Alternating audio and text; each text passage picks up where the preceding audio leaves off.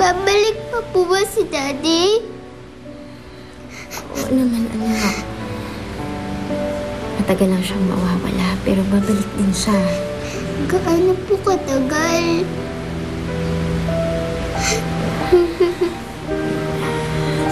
Anak, hindi ko talaga alam kung paano mo ito maiintindihan kasi napakabata mo pa. Pero kailangan ko talaga magpakatotoo sa'yo. Makukulong kasi yung daddy mo dahil may nagawa siyang kasalanan. Ano pong kasalanan? Basta anak, malaking kasalanan. Sasabihin ko na lang sa'yo pag medyo malaki ka na, ha? Pero inaman niya naman po yun, di ba? Marami pang bad kaysa sa kanya. Bakit hindi na lang po siya patawarin para hindi na siya makulong? Si anak, may mga batas tayo. At kahit inamin niya yung kasalanan niya, kailangan niya pa rin pagbayaran yun.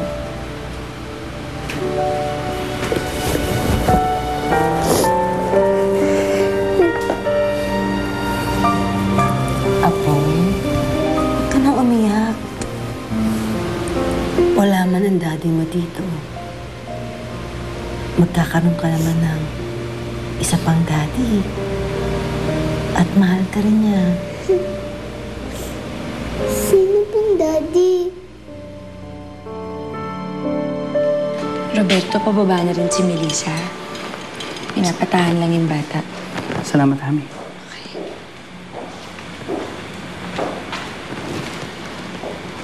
Pasensya ka na, Roberto, ha? Kamusta si Eva? Magiging okay na rin siya. Roberto, salamat talaga sa tinulong mo sa kaso. Sa wakas, tatahimik na rin ako. Makukulong na rin si Felix. Matatapos rin palang lahat ng to.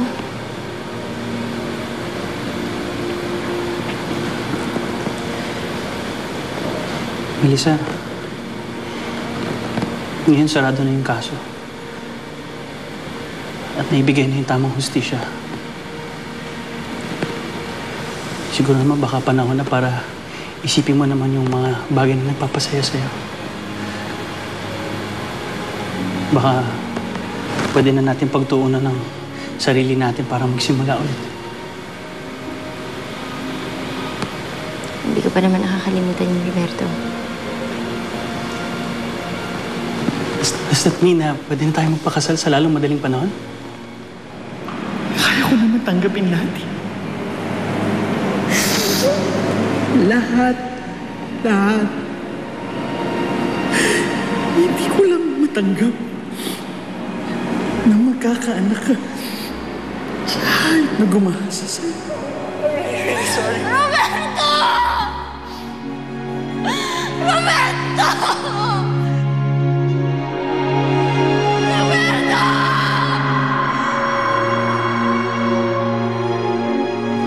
Bakit, Melissa? May problema ba?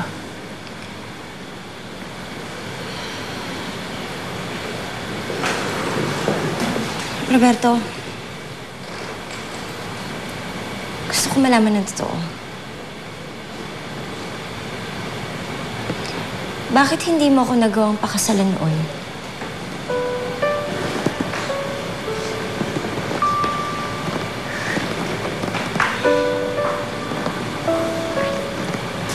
Melissa, aminin ko sa'yo. Naduwag ako. Hindi ko kinaya. Naguluhan. Patawarin mo ako kung naging mahina ako.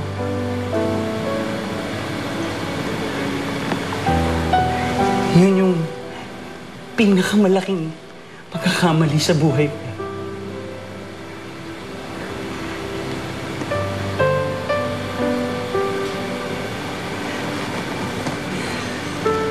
Pero, Melissa, hindi na mangyayari yan. Kasi sigurado na ako ngayon. Ikaw ang gusto kong makasama habang buhay, Melissa. And I'm sorry. Sana pagbigyan mo ako ng panahon na maitama ang mga pagkakamali ko noon. Okay na yun, Roberto. Gusto ko lang makalimutan yung mga masasakit na nangyari sa akin noon. Kaya nga ako nabalik dito. Para gawin yun. Please say that you still want to marry me.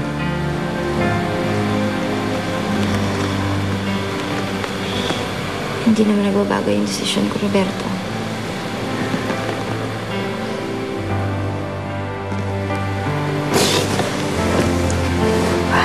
Salamat, Melissa. Salamat. Kahit saan mo gusto magpakasal, sabihin mo lang sa akin, kahit saan simbahan. Roberto, kung pwede sana, huwag na lang sa simbahan. Gusto ko lang sana ng simpleng civil wedding. At kung pwede sana, pamilya at malalapit na kaibigan lang ang dadaluha.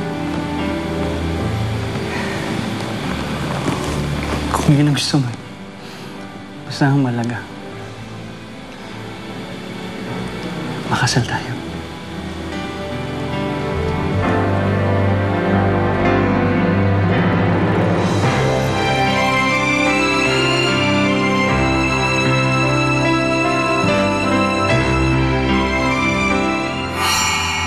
Mukhang wala nang makakapigil sa pagpapakasal niyo ni Melissa. Basta wala nang atrasan yan. Hindi na mangyayari. Hello, Mama. Bakit ka napatawag? You have to stop, Roberto. Hindi niya pwedeng pakasalan ng Melissa na yan. Hindi po pwede mangyari yon. Ako pa rin ang asawa ni Roberto. Pwede po ba natin puntahan si Daddy? Namimiss ko na po siya eh. Siya lang, mahal ko. Si Felix ang totoo niyang mahal, hindi ikaw! Huwag mo lukuhin ang sarili mo sa nararamdaman mo. At tanggapin ko ang parusa magdusa dito. Huwag mo lang ibibigay ang puso mo sa'yo.